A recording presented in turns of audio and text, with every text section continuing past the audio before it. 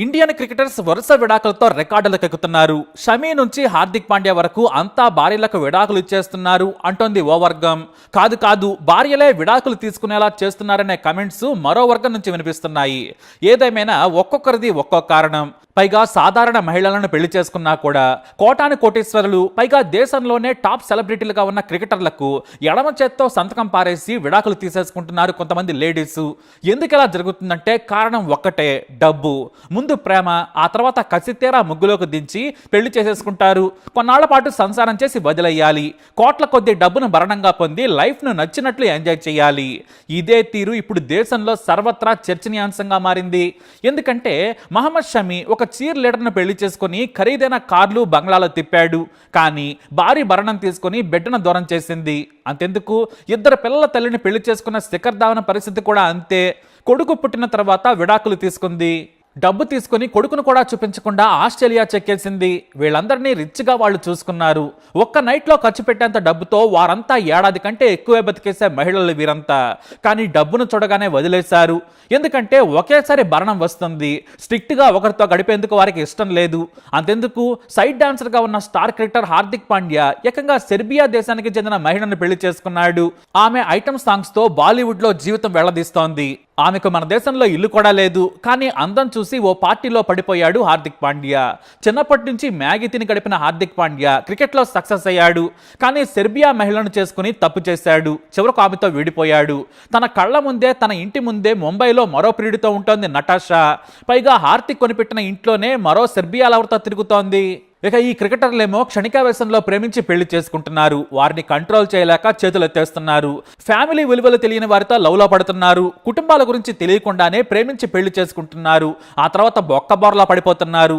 అందులో ఇప్పుడు star cricketer Yuzvendra Chahal కూడా చేరాడు. ఇక్కడ కూడా తప్పు యజువేంద్రదే. ఎందుకంటే తన మాజీ భార్య ధనశ్రీ వర్మను గుడ్డిగా ప్రేమించాడు. 2019లో కరోనా సమయంలో యజువేంద్ర చాహల్ తన ముంబైలోని కొత్తింట్లో ఒంటరిగా ఉంటున్నాడు. ఆ సమయంలోనే తనకు డాన్స్ నేర్చుకోవాలనిపించింది. అప్పుడు అంతకుముందే కొరియోగ్రాఫర్గా పనిచేసిన ధనశ్రీతో సాధారణ పరిచయం ఉంది. ఓ టీవీ షోలో కలిశాడు. అయితే కరోనా సమయంలో తనకు డైలీ 2 గంటలు డాన్స్ నేర్పించాలని కోరాడు. ఆమె కూడా సరేనంది.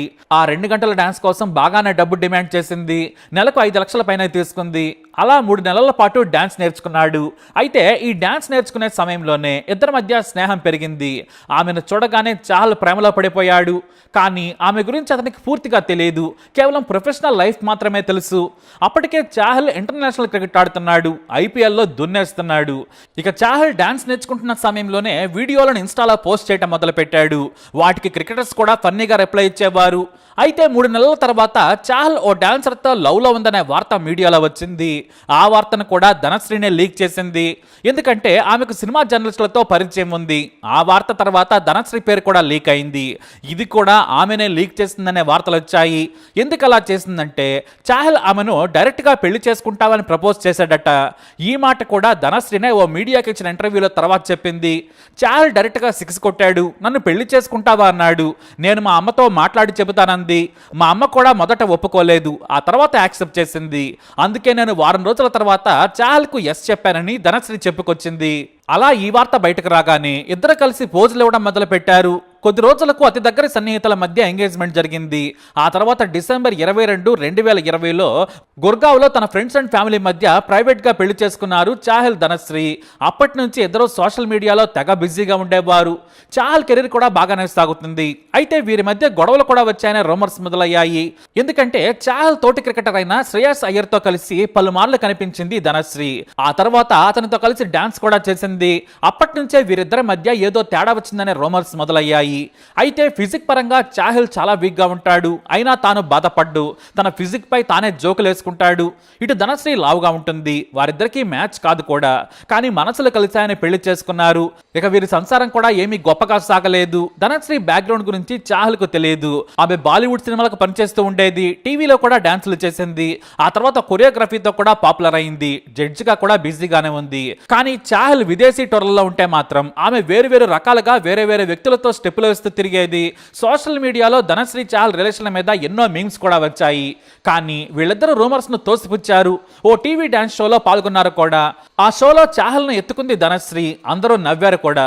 దీంతో ఇక ఇద్దరి మధ్య గొడవలు లేవని అనుకున్నారు. కానీ ఇంటర్నేషనల్ క్రికెట్ లో చాహల్ కు ప్లేస్ దొరకలేదు. కొత్త తరం స్పిన్నర్లు వచ్చారు. అక్షర్ పటేల్, వాషింగ్టన్ సుందర్ లాంటి బ్యాటింగ్ ఆల్రౌండర్లు కూడా వచ్చారు. ఇటు కుల్దీప్ యాదవ్ ఉన్నాడు. అశ్విన్ అప్పటికే పాతుకుపోయాడు. దీంతో చాహల్ ప్లేస్ కోల్పోయాడు. కానీ ఐపీఎల్ లో మాత్రం రాణిస్తున్నాడు. మంచి ఫీల్డర్ కూడా. ఎప్పుడైతే అంతర్జాతీయ క్రికెట్ లో చాహల్ ప్లేస్ కోల్పోయాడో నాటి నుంచే చాహల్ ను దూరం పెట్టడం మొదలు పెట్టింది. ఆ తర్వాత ఇద్దరు దూరమయ్యారు. విభేదాలు వచ్చాయి. చాలా తెలివిగా ఇద్దరు కలిసి విడాకులకు అప్లై చేసేలా ఒప్పించింది ధనశ్రీ. చాహల్ కు మరో ఛాన్స్ లేకుండా పోయింది. ఎందుకంటే ఆమె వేరే వారితో బహిరంగంగా తిరుగుతుంటే తాను మాత్రం ఏం చేస్తాడు? అందుకే చాహల్ కూడా విడాకులకు ఒప్పుకున్నాడు. ఇక చాహల్ అంతర్జాతీయ క్రికెట్ తో పాటు ఐపీఎల్ వల్ల బాగానే సంపాదించాడు.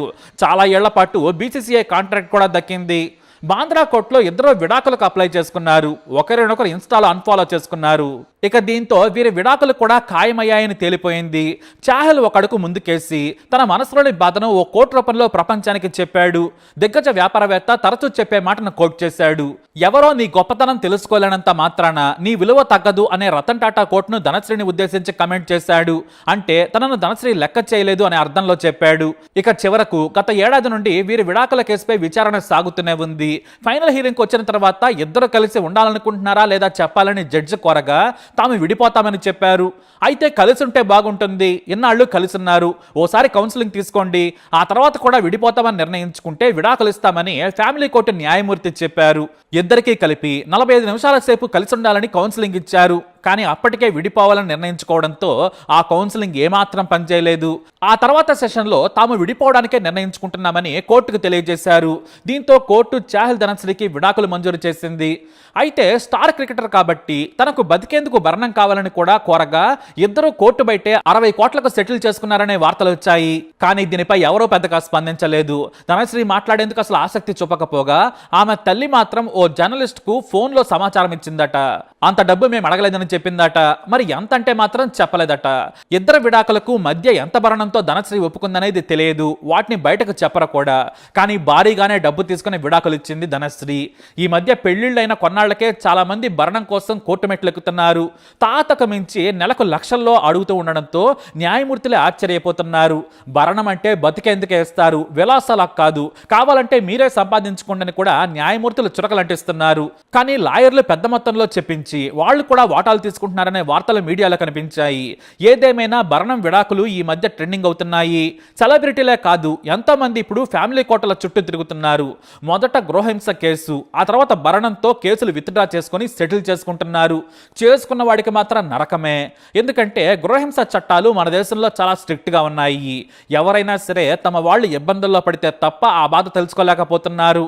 తప్పు ఎవరి వైపు ఉన్నా పెద్దలు చెప్పినట్లుగా సర్దుకుపోవడమే మంచిది. లేదంటే మన కుటుంబ వ్యవస్థ కుప్పకూలిపోతుంది. మరి చాహల్ ధనశ్రీ విడాకులపై మీరేమంటారు? మీ అభిప్రాయాన్ని కమెంట్ ద్వారా తెలియజేయండి. ఈ వీడియో అప్డేట్స్ కోసం మై ఛానల్ ఫాలో అవ్వండి. అలాగే తప్పకుండా సబ్స్క్రైబ్ చేసుకోండి.